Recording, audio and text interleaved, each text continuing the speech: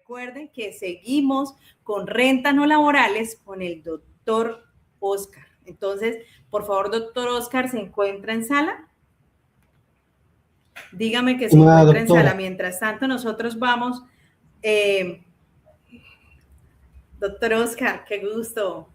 Muy buenas tardes, mi doctora Margie. ¿Cómo me le va? De verdad que un fraterno saludo de parte de toda la comunidad contable, de parte de todos los organizadores que estamos acá prestos. Y es que esto no es para menos porque estamos hablando de que tenemos un evento que reúne comunidades contables desde La Guajira, Cartagena, hasta Pasto. Entonces acá tenemos nuestro primer invitado de Nariño. Un abrazo súper grande, doctor. Para nosotros es un gusto tenerlos acá en sala. De verdad que sí, un cariño fraterno para el departamento de Nariño y queremos que usted por favor nos hable de rentas no laborales, de todos los aspectos relevantes. No sé si desee empezar a compartir, revisamos si tiene todas las facultades disponibles. Mientras tanto, invito a todos los participantes, por favor, que se desestresen, se tomen un café. Aquí vamos a ir a Otso a comprar unos capuchinos. Tómense su café porque esto va para largo. Vean ustedes que la última presentación es del doctor Edison Castro, que va haciendo a las 8 de la noche. Y recuerden que él va a hablar de unas ponencias académicas maravillosas donde desvirtúan formatos importantes, sentencias cito, que generan precedentes judiciales. Entonces, total atención, total disponibilidad, que esto, aunque es arrollador porque viene mucho conocimiento, vean que todo esto es absolutamente gratuito y absolutamente maravilloso con los mejores ponentes. Doctor, hay una pantalla con un más abajo en la parte inferior. Ya usted tiene la proyección, cualquier inquietud, estamos acá detrás de sala para poderlo apoyar. Tiene la sala disponible para usted. Un abrazo y éxitos. En primer lugar, pues muy buenas tardes, doctora Margie, como lo habíamos manifestado. De parte del Colegio de Contadores del Suroccidente de Nariño, le damos a usted la felicitación por esas 24 horas de capacitación, 24 horas de conocimiento, 24 horas de compartir a todos los que están aquí en este momento presentes. Ya casi son 2 horas 44 minutos las que estamos recorridas desde del segundo bloque. Lo que me corresponde a mí es analizar lo que corresponde a las rentas no laborales. Pero antes de esto yo quisiera comentarles de un estudio que tuvo la Universidad de Múnich a través de una estadística para mirar el índice de complejidad tributaria, que lo hizo a través de 100 países en el mundo, y miremos aquí en el cuadro estadístico que Colombia ocupa el honor del segundo puesto de esta complejidad como tal. Es decir, que hablar de persona natural, hablar de persona jurídica y de todos los temas tributarios, pues Colombia es uno de los más complejos, y la firma Tax Complexity sí ha dicho que uno de los indicadores más que se dan para llegar a ese indicador es sobre todo la parte de la normatividad como tal. En Colombia nos damos cuenta que cada 1.7 años, casi 2 años, hay reformas tributarias. Entonces, esto lo hace más complejo, ¿sí? Entender la seguridad tributaria, la seguridad jurídica, el derecho tributario de las diferentes reformas tributarias que se están presentando en cada gobierno. Miren que en este momento el actual gobierno ya erradicó el proyecto de la nueva reforma tributaria, donde nos trae que, por ejemplo, en personas naturales, el proyecto nos dice que va a haber una tarifa marginal del 41%, es decir, que baja el umbral de los 30,000 VTs para las personas naturales. También le afecta el impuesto al patrimonio, pasa de las 72,000 VTs a las 40,000. El IVA general para los licores, mire que está ya en el 19% proyectado. Los vehículos híbridos en el proyecto nos habla de que se perderá el 5% que teníamos como beneficio tributario, y las sobretasas a la parte financiera lo va a grabar en un 15%. Entonces, Múnich, lo que hace la universidad es mirar esta complejidad con los inversores que están poniendo los ojos en Colombia, hasta qué punto es rentable venir acá a invertir a nuestro país. Si ya tenemos una reforma tributaria que está haciendo muy, muy letal para la parte de la empresa en Colombia, entonces, y actualmente ocupa el segundo lugar dentro de la tributación compleja que tiene dentro de lo que es el marco tributario en Colombia. Entonces, desde allí a las personas que en este momento están iniciando en la asesoría de personas naturales, hay que mirar el paso a paso de cómo poder asesorar en debida forma a nuestros clientes. ¿Sí? Miren aquí este pequeño organigrama. No sé si se está presentando.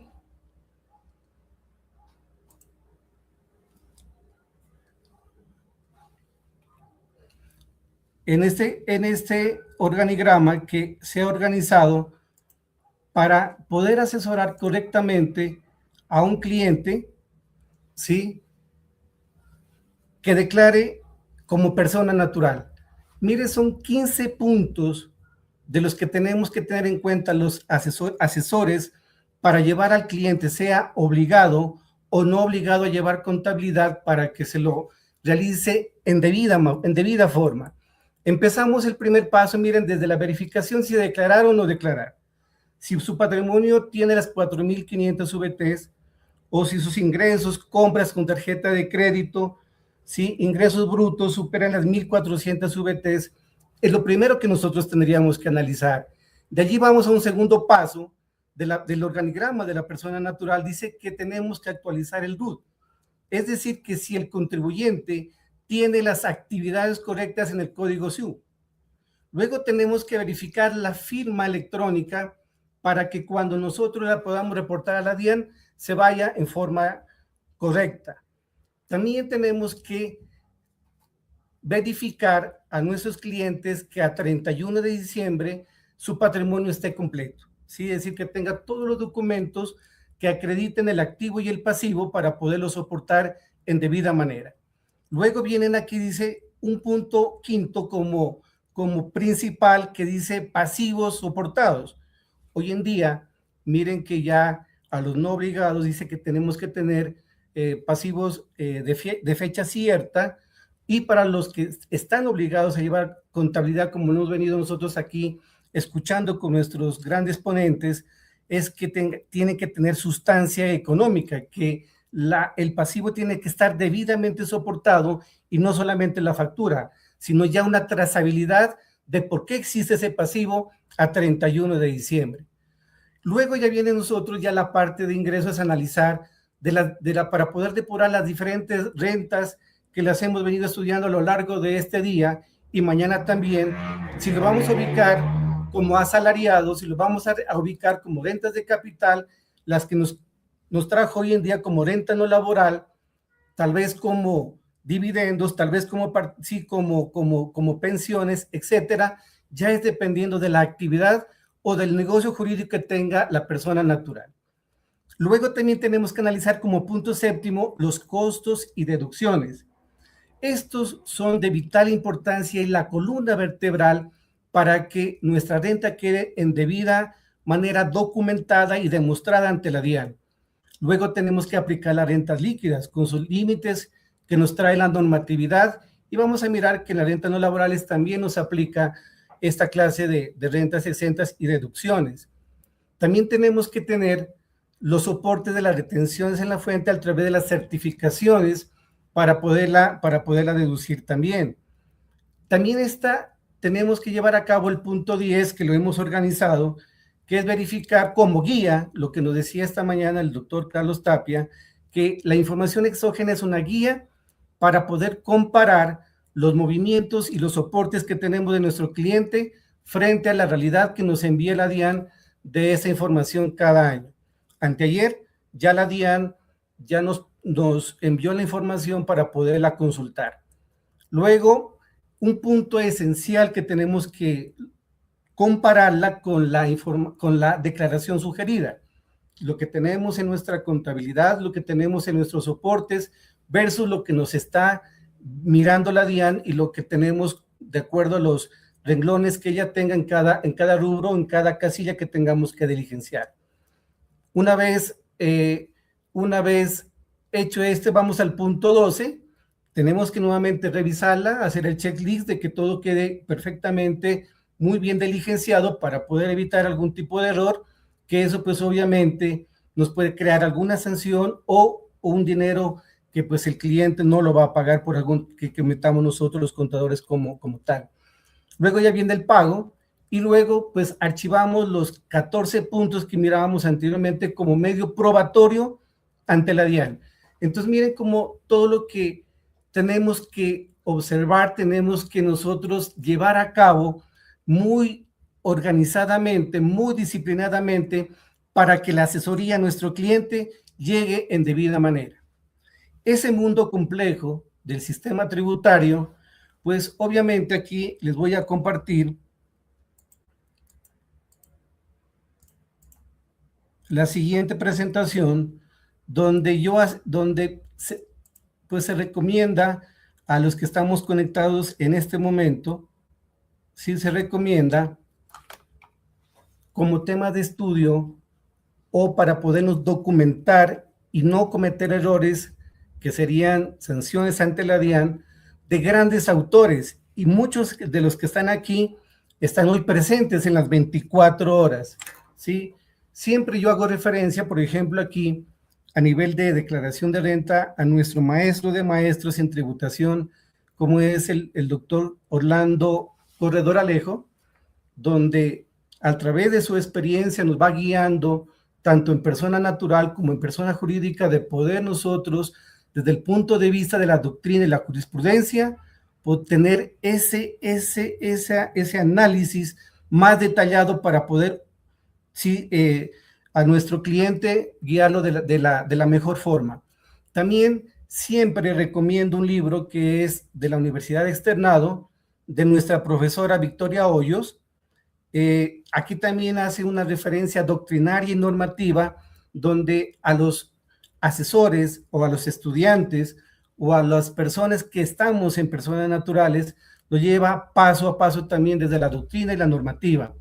El de Legis también es un referente de hace muchos años que lo hemos venido investigando, pero pues para mi concepto, uno de los 2 libros más importantes que nos sirve de guía para persona natural es el de nuestro amigo Carlitos Guerra, de Impuesto con Botas, que para poder detallar cada concepto es una cartilla y un libro muy bien diseñado para nosotros que estamos frente a este tipo de asesorías, de no cometer errores. Y obviamente no podría faltar el de nuestro gran amigo, el profesor Leonardo Barón, con su cartilla de impuestos de renta de nueva legislación. Entonces, miren, todos estos son compendios.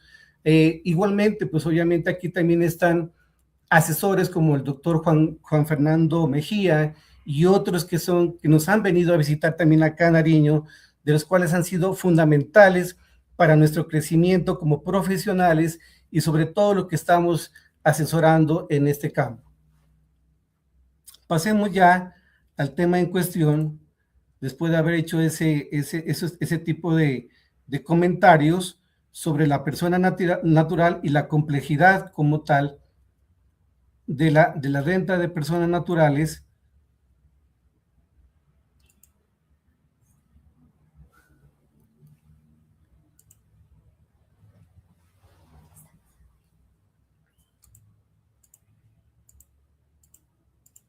Nos situamos en el tema que nos invitaron para el día de hoy, que es el análisis de las rentas no laborales. Ese análisis, obviamente, o ya no lo han venido nosotros dando a conocer de que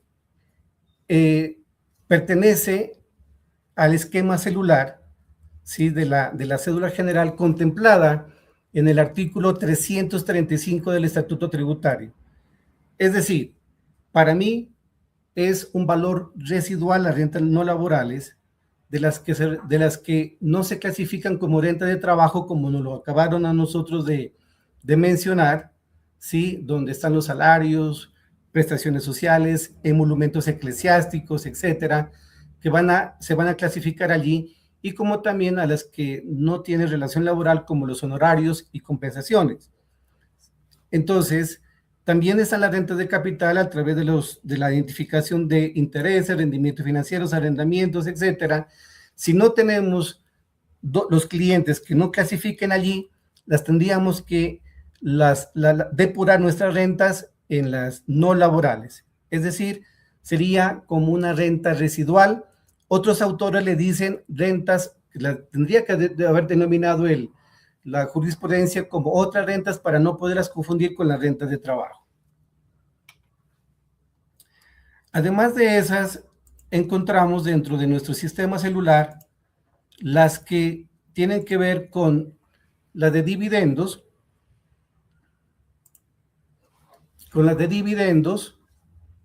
que obviamente son las que vienen desde el 2017 como dividendos grabados y no grabados, tanto de personas naturales, de personas nacionales y extranjeras, la renta de pensiones, que son de fuente también nacional y extranjera, y los gananciales por la venta de activos, que son de 2 años como tal.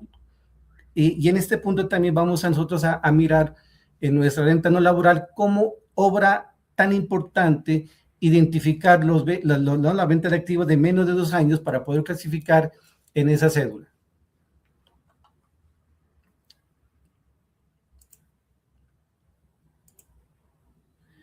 Como lo habíamos definido, las rentas no laborales, sí, las vamos a clasificar nosotros o le vamos a denominar como rentas residuales, para no confundirnos y entrar en tema directamente a esta cédula. Aquí está en el formulario 210, de acuerdo, vamos a ir paso a paso, desde la casilla 74 a la casilla número, perdón, allí. ¿Qué me pasó?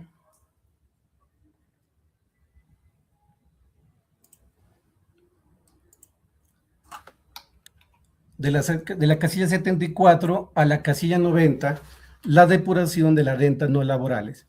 Entonces, arrancamos primero que todo con manifestando lo que nos hablaban hace muy poco, de que para hablar de ingresos como tal, de la que corresponde al renglón 74, a la casilla 74 de los ingresos brutos, primero nosotros tenemos que tener en cuenta que los criterios para realizar ingreso en las cédulas no laborales depende si son obligados a llevar contabilidad o no obligados a llevar contabilidad. El artículo 27 me dice que para efectos de los no obligados a llevar contabilidad, tiene que realizarse el ingreso con el pago, ¿sí? Independientemente a todo. Es decir, si un almacén vende repuestos en el año 2025, pero en el año 2026 le pagaron, entonces la realización del ingreso quedaría en el 2026, ¿sí? En el caso de los obligados a llevar contabilidad, pues esta renta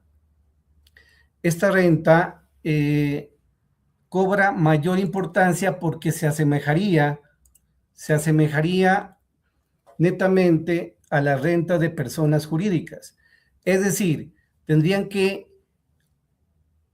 observar el artículo 21-1 del Estatuto Tributario, donde tendríamos que cumplir con el marco normativo a nivel contable, es decir, para activos, reconocimiento y medición de pasivos, reconocimiento y medición de patrimonio, reconocimiento y medición de ingresos, costos y gastos. Esto lo tiene que observar las rentas de personas laborales, es decir, se vuelve una especie, ¿no?, de símil con las personas jurídicas netamente, es decir, que tienen que cumplir exactamente todo lo que tiene que tener las rentas jurídicas como tal en el cumplimiento y con su respectiva conciliación, soportes y demás. Ya los dividendos, pues obviamente, cuando ya lo miren esa cédula propia, pues ya son los abonados en cuenta propia, y en el caso de la enajenación de los inmuebles, ya serían los que se firmen con escritura pública, y ahí quedarían realizadas estas dos cédulas que las van a mirar más tarde. En lo que tiene que ver, sí, ya en el renglón 74, los ingresos no laborales son propios netamente de los comerciantes, de los que ejercen actividades comerciales contemplados en el Código de Comercio, ¿sí? Ahí están, por ejemplo, ya las novedades que hoy tenemos en el día de hoy, son las ventas de productos por redes sociales, por ejemplo. Los que venden en Instagram, TikTok, webshop de buzines a través de WhatsApp, donde ellos pues obviamente ofertan productos de belleza, ropa, etcétera, ¿sí? Entonces lo vamos a clasificar en la casilla número 74. También los que obviamente venden en tiendas físicas como almacenes, llámese en ferreterías, papelerías, misceláneas, droguerías, también van a estar clasificadas en el renglón 74. Los que tienen ventas por Mercado Libre como intermediación, Amazon, etcétera, etcétera, también van a ir en el renglón 74, y los que tengan pues personas naturales que se dediquen a las labores de comercio en restaurantes, cafeterías o comidas y demás. El segundo renglón, que es el renglón número 75, que corresponde a devoluciones, rebajas y descuentos, la renta no laboral es la única que tiene esta connotación, ¿sí? Si nosotros verificamos, me regreso acá un momentico, a las otras rentas, tanto, o su cédula, digámoslo así, de la renta de trabajo, las rentas de honorarios, la renta de capital, miren que esas no tienen esa atribución, solamente la renta laboral. Es decir, que en el caso de que haya una devolución, un descuento sobre pie de factura, la renta laboral las puede descontar directamente en su renglón 74, pero siempre han llegado una serie de consultas y dicen, por ejemplo, en el caso de las que tienen la relación no laboral como honorarios, ¿qué pasaría si se anularía una factura electrónica? A manera de ejemplo, si yo presento una factura electrónica por 10 millones, pero la tuve que anular, ¿sí?, por 2 millones, entonces la tendría que llevar, me dicen, ¿no?, los que consultan a esta renta de no laboral. Entonces la respuesta es no. Ellos lo que tienen que hacer es depurarla en sus respectivos renglones, tanto 43 para honorarios o 58 para rentas de capital, y restarle los 2 millones para que le quede un ingreso neto, ¿sí?, y reflejarlo en su respectivo casilla o renglón. Es decir, no se permite que lo lleven como devolución de bajas y descuentos en el renglón 74.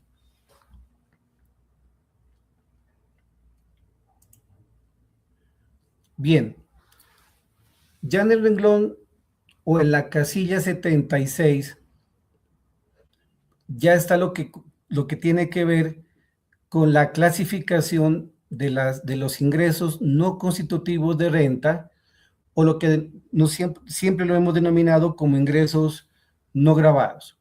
Allí vamos a clasificar los siguientes.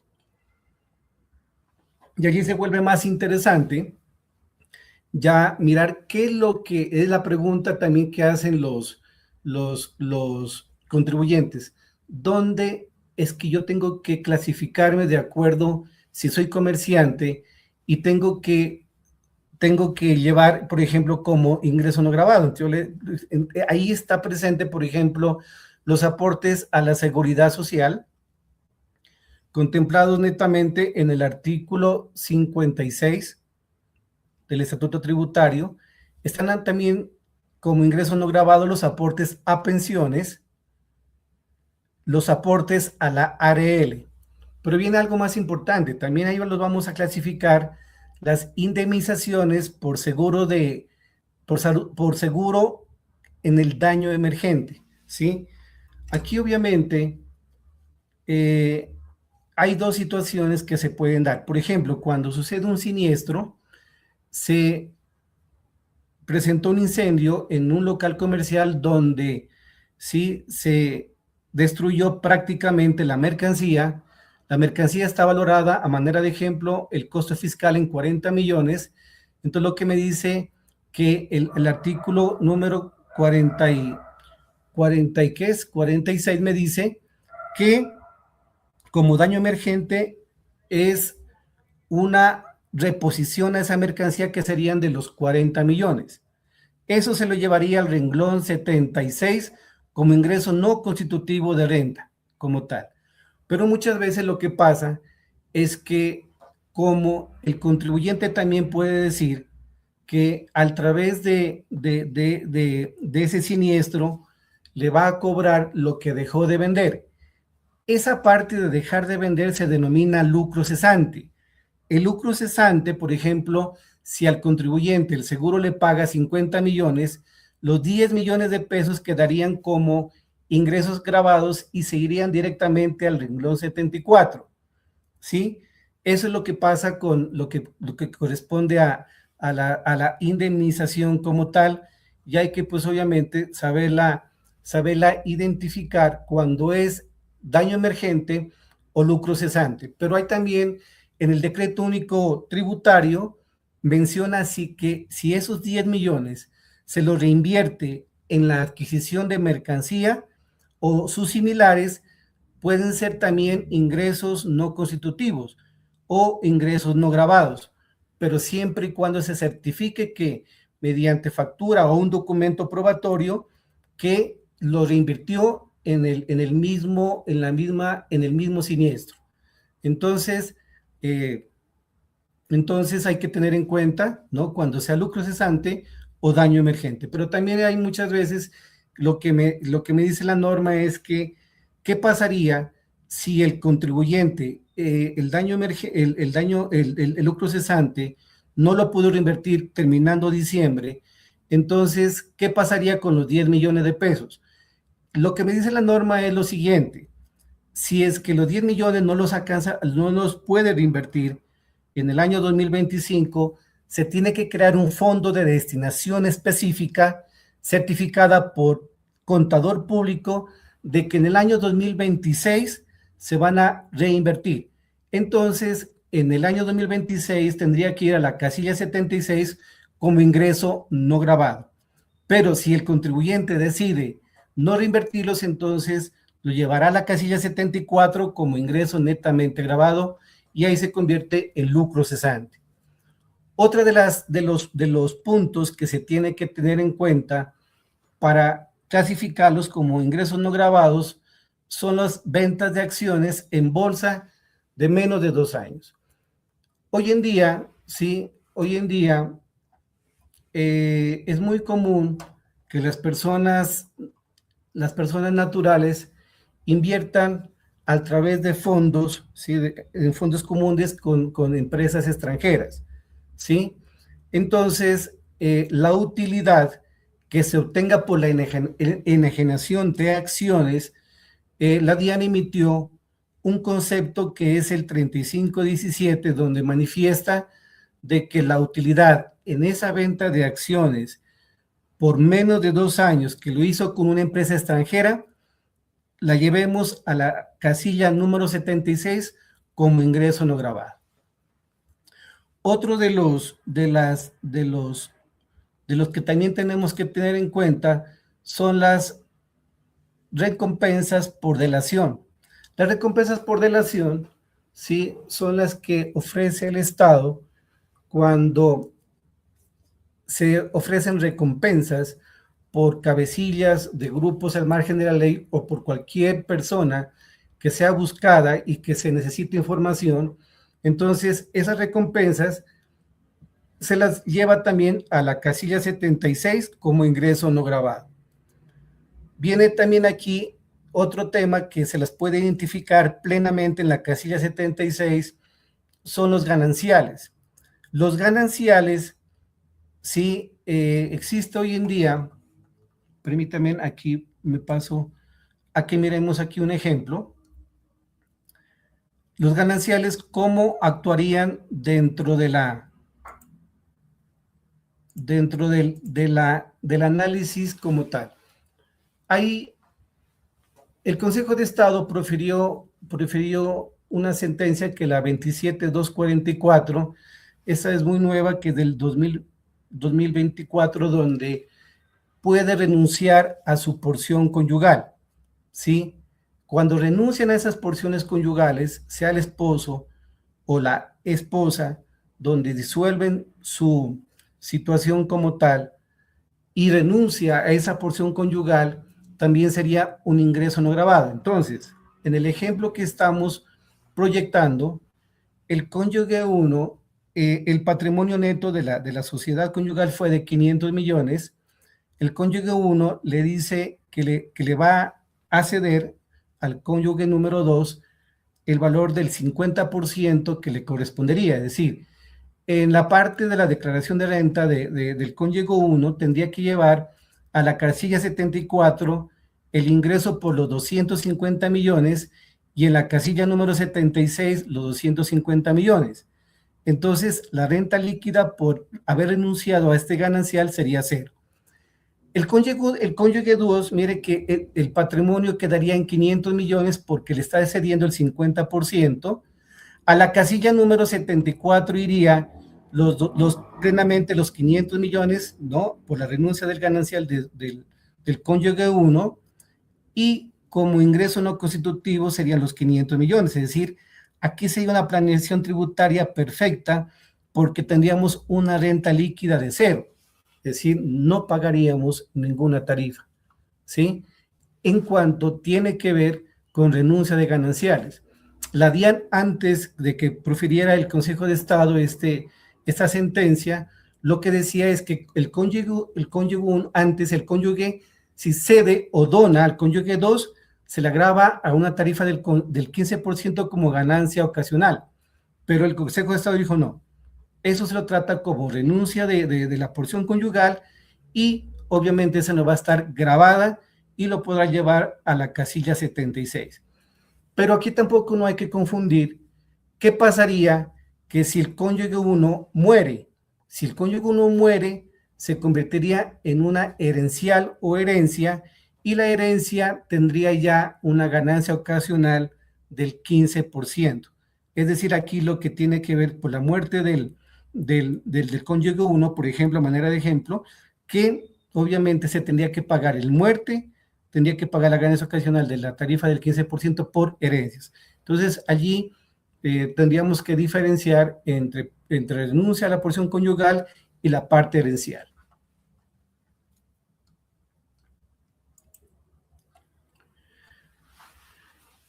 Pasamos dentro de nuestro análisis a la casilla número 77, de lo que corresponde a los costos y deducciones procedentes.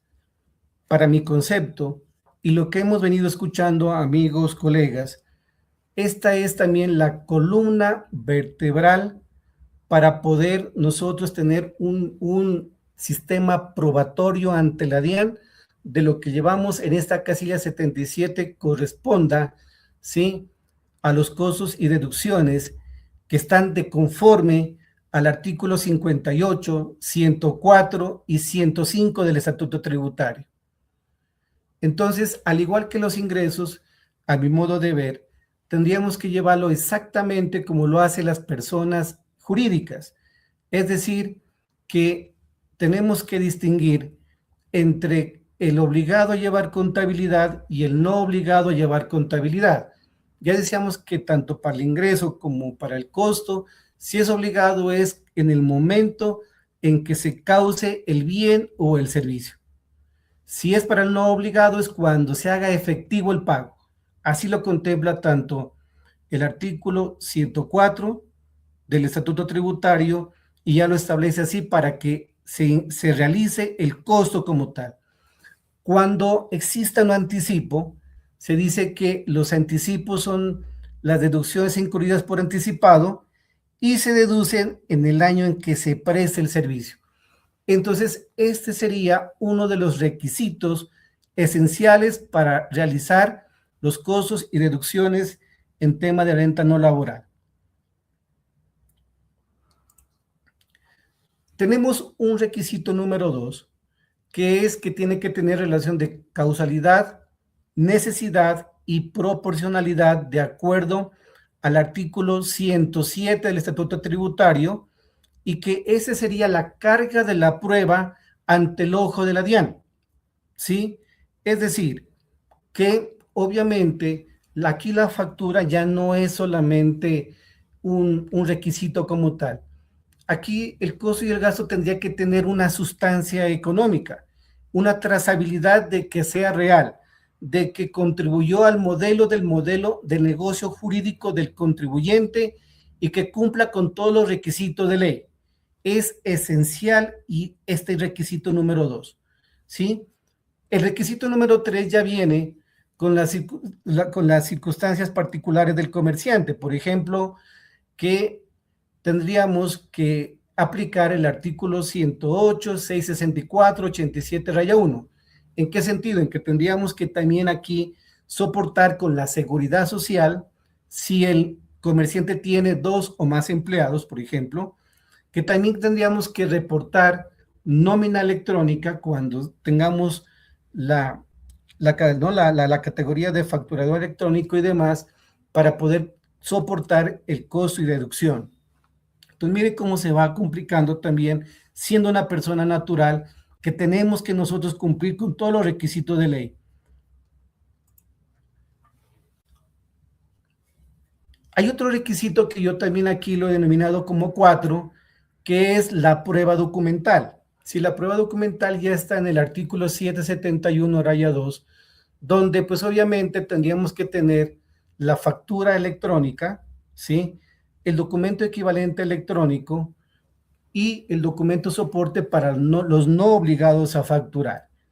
Entonces, aquí también tenemos que distinguir si es obligado o no obligado a facturar. Si es obligado, pues tiene que cumplir con todos los requisitos, pero también una de las preguntas frecuentes que se hace en el mercado es, ¿qué pasaría si yo le compro, por ejemplo, a un no obligado a facturar? Entonces, ¿qué soporte tendría que yo como requisito de prueba documental adjuntarle a este contribuyente? En ese caso, también la DIAN profirió en un oficio donde manifestaba de que el contribuyente puede solicitar, ¿sí? Ante la DIAN la numeración, de acuerdo a los requisitos, una numeración litográfica, ¿sí? Para que pueda soportar sus costos y gastos, sin la obligación de transmitirla. Entonces allí miren lo importante de soportar y de conocer muy bien la normativa, tanto para el obligado como para el no obligado a llevar contabilidad. Tiene que soportarlo en debida manera. Y aquí adjunto un requisito número 5, ¿sí? Que también tiene que ver que obviamente para los obligados a llevar contabilidad y a facturar electrónicamente, los acuses recibidos. Estos acuses obviamente ya de acuerdo a los requisitos de ley, pues lo que se dice es que pues yo los tengo que realizar antes de que yo declare mi renta, tanto de persona jurídica como natural, para poderlos deducir como costos y deducciones. Tenemos un requisito número 6, que también es uno de los más importantes que tiene que cumplir la renta no laboral, que es la bancarización. Es decir, que esos costos y deducciones también tendrían que cumplir las 100 VTs. De lo contrario, pues obviamente la DIA le podría rechazar ese costo y deducción. Esto, sí, son de observancia que tiene que tener en la casilla número 77. También hay otro dato importante que lo pongo allí dentro de una alerta, es que los costos y deducciones no manejan ningún indicativo porcentual, ¿sí? ¿Qué es lo que no pasa? Como por ejemplo en los costos y deducciones por honorarios, por ejemplo, de que le dice que tiene que llevarlo hasta un 60% y luego marcar, ¿no?, en otra casilla que él, si en el caso que supere, y ponerse pues a la alerta a la DIAN de que superó ese 60%. Pero en el caso de los comerciantes y las rentas no laborales, en el renglón 77 sería que no tiene ningún indicador de límite para poderlo deducir como tal. Entonces aquí dejo un mensaje que dice que más libertad para deducir, pero más rigor de soportar y más control en el medio de pago. Es decir, el ojo de la DIAN está allí presente ya en el 100% casi de todas las operaciones, ya no las tienen rastreadas, es decir, hay que tomar muy buenas decisiones con nuestros clientes cuando tengamos que soportar costos y gastos.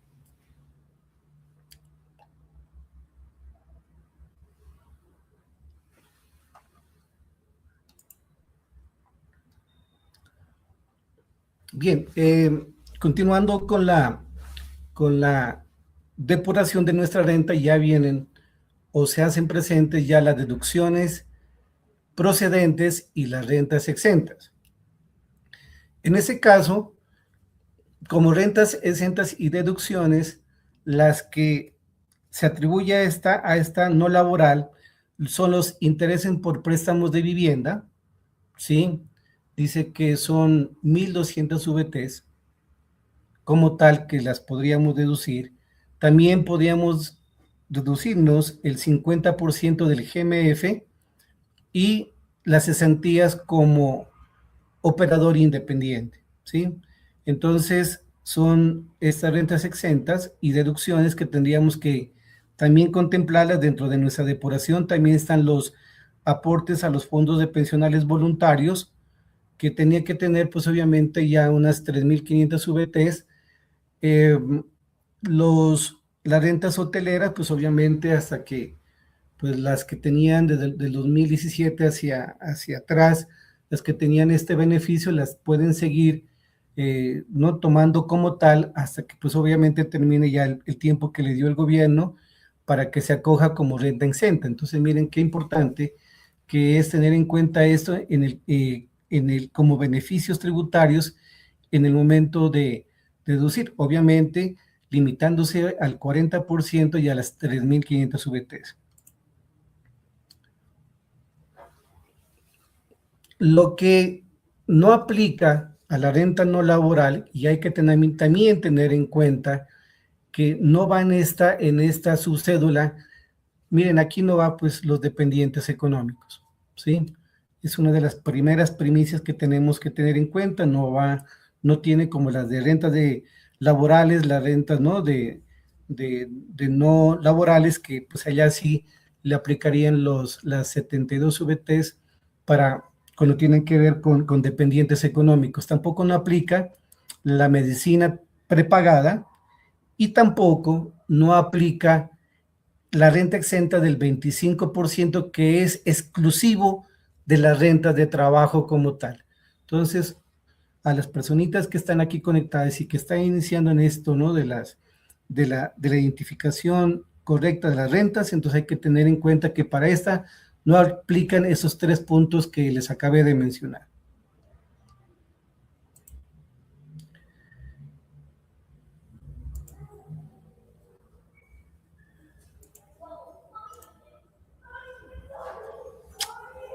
Voy a presentar un ejercicio práctico para poder mirar, no sé, doctora Marchi, cómo...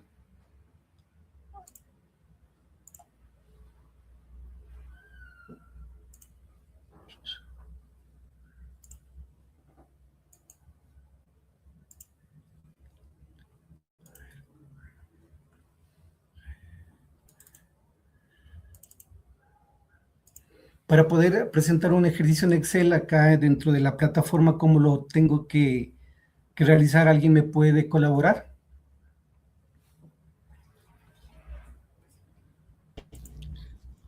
Hola, doctor Oscar, ¿me Ayúdame, escucha? ¿cómo está? Sí, señora. Listo. Asimismo, como compartió la presentación, dale dejar de compartir y compartes el ejercicio y compartes el Excel.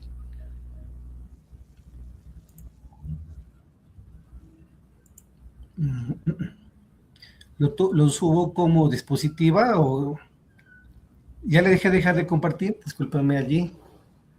Listo. Y le das de nuevo ¿Voy a clic en el presentar? cuadro, le das compartir pantalla, que es más fácil.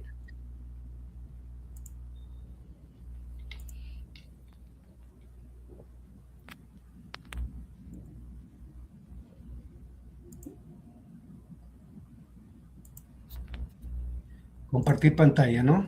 Ok. ¿Ya abrió el Excel?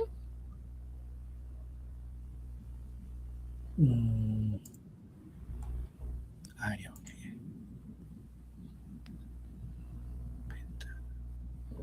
No me lo muestra. A ver, permíteme ver. Es que es este.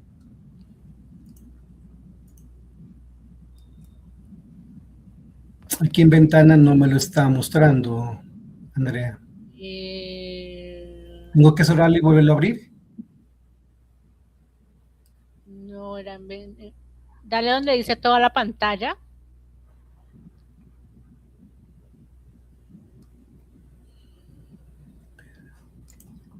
Pantalla completa, ok. Sí. Y ahí ya abre el Excel, a ver si le permite.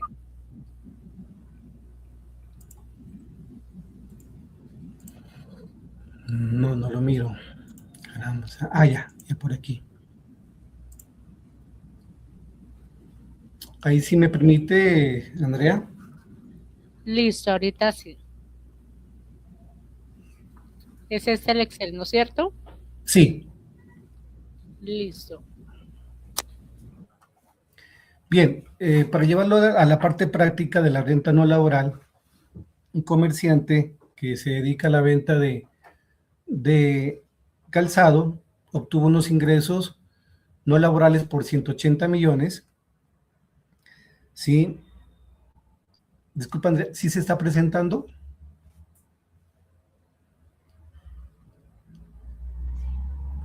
De 180 millones, obtenemos, eso van en la casilla 74, en la casilla 76, vamos nosotros a tomar en cuenta los ingresos no constitutivos de renta o no grabados, como son los aportes a la EPS,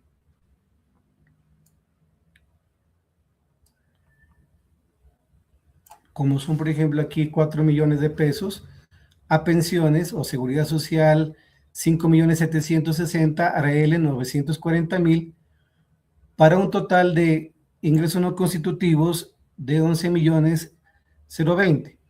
El ingreso neto que tendríamos nosotros sería de 168.980 pesos. A esto nosotros le restamos los costos y gastos procedentes que no tienen límites y de acuerdo al artículo 107, como lo mencionábamos anteriormente, tomamos el costo de la mercancía, que es de 85 millones, tomamos un arriendo de un local comercial de 14.400.000, salarios de 2 empleados más sus prestaciones, 28.800.000, servicios públicos de 12, para un total de costos y gastos de 140.200.000. Es decir, obtendríamos una renta líquida de 28.780.000. Aplicamos las deducciones especiales. ¿Sí? Primero que todo, como lo mencionábamos anteriormente, están los intereses hipotecarios por vivienda, 8.400.000, y acuérdense que en el renglón 83 dice que el artículo 19 no tiene que estar sobre el límite de las 1.200 VTs. Año 2025 sería 4.799 por 1.200.000, 59 millones, es decir, me la tomo el 100% de los 8.400.000. El GMF es el 50% de acuerdo al artículo 115 del Estatuto Tributario, 2.100.000. Es decir, que por rentas exentas tendríamos 10.500.000 y tendríamos aquí también un aporte voluntario al fondo de pensiones por 8 millones, tenemos que analizarlas de acuerdo al artículo 126 raya 1, que dice que es el máximo por ciento del 30% del ingreso. Entonces decimos que el ingreso fue de 180 millones, perdón, las 3.800 VTs, que es 189 millones, y el 30% del ingreso de los 180 millones, que son 54. Es decir, nos las tomamos integralmente. Por deducciones especiales más rentas solicitadas, tenemos nosotros 18.500.000. Me dice la norma que me tome el 40% de la renta líquida de la casilla 82, en este caso son 28.780.000, para un total de 11.512.000. También me dice esa su cédula que analice las 1.340 VTs, en ese caso son 66.730.660, y luego me dice que aplique límite, ¿no? Límites son el menor entre el 40% y los 66 millones. En ese caso, son las que tengo que tomarme, son 11.512.000 para obtener una renta líquida celular de 17.268.000 pesos. Lo que este contribuyente dice que dejó de aprovechar un exceso de 6.988.000. Entonces aquí lo que nos deja ver este contribuyente es que dentro de la asesoría que se le prestó a él, alguien le dijo, mire, aporte voluntariamente al fondo de pensiones. Aquí le afectó de una manera enorme, ¿sí? ¿Por qué? Porque estos 8 millones lo que hizo fue disminuirles los topes y no poderse atribuir los excesos de que tendríamos que, o sea, no se pudo obtener los 6.988.000.